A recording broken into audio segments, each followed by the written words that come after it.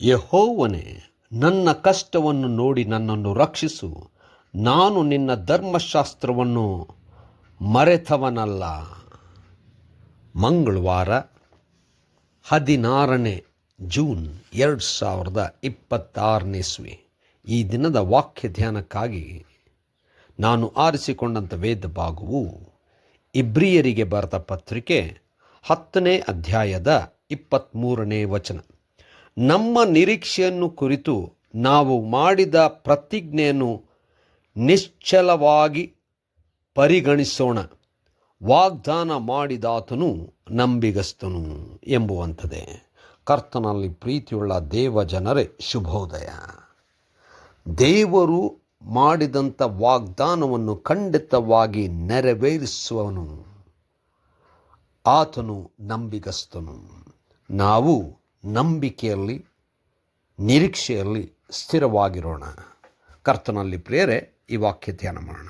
ಈ ದಿನದ ವಾಕ್ಯ ಧ್ಯಾನದ ಶೀರ್ಷಿಕೆ, ವಾಗ್ದಾನ ಮಾಡಿದಾತನು ನಂಬಿಗಸ್ತನು.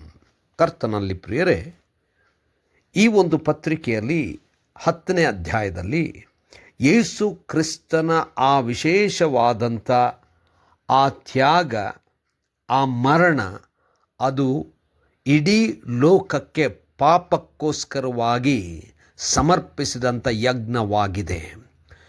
ಈ ಒಂದು ಯಜ್ಞದ ನಿಮಿತ್ತವಾಗಿ ಲೋಕದಲ್ಲಿರುವಂಥ ಎಲ್ಲರ ಪಾಪಗಳು ಕ್ಷಮಿಸಲ್ಪಡುವಂಥದ್ದಾಗಿದೆ. ಒಂದೇ ಸಾರಿ ದೇವರ ಮುಂದೆ ಸಮರ್ಪಿಸಿದಂಥ ಪರಿಶುದ್ಧವಾದಂಥ ಯೇಸು ಕ್ರಿಸ್ತನ ದೇಹದ ಯಜ್ಞ. ಇದರ ಮೂಲಕವಾಗಿ ಯಾರ್ಯಾರು ಯೇಸುವನ್ನು ನಂಬುತ್ತಾರೋ ಅವರೆಲ್ಲರೂ ಕೂಡ ಪಾಪ ಕ್ಷಮಾಪಣೆಯನ್ನು ಹೊಂದುವಂಥವರಾಗಿದ್ದಾರೆ.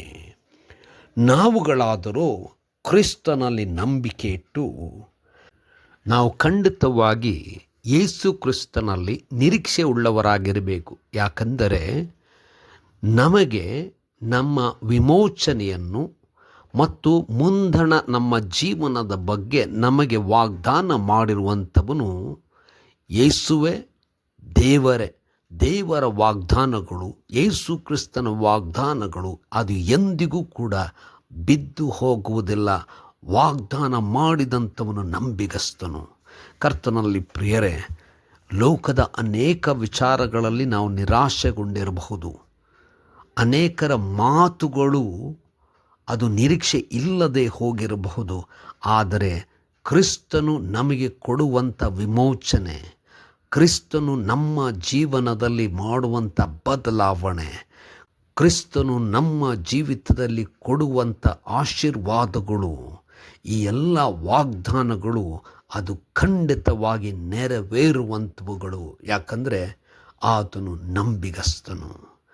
ನಮ್ಮ ನಂಬಿಕೆಯಲ್ಲಿ ಎಂದಿಗೂ ಕೂಡ ಕದಲದೆ, ನಿರಾಶೆಗೊಳ್ಳದೆ, ನಿರೀಕ್ಷೆಯಿಂದ ಎಲ್ಲ ವಾಗ್ದಾನಗಳನ್ನು ಸ್ವೀಕರಿಸುತ್ತೇವೆ, ನೆರವೇರುವುದು ಎಂಬ ಭರವಸೆಯಿಂದ ಜೀವಿಸೋಣ.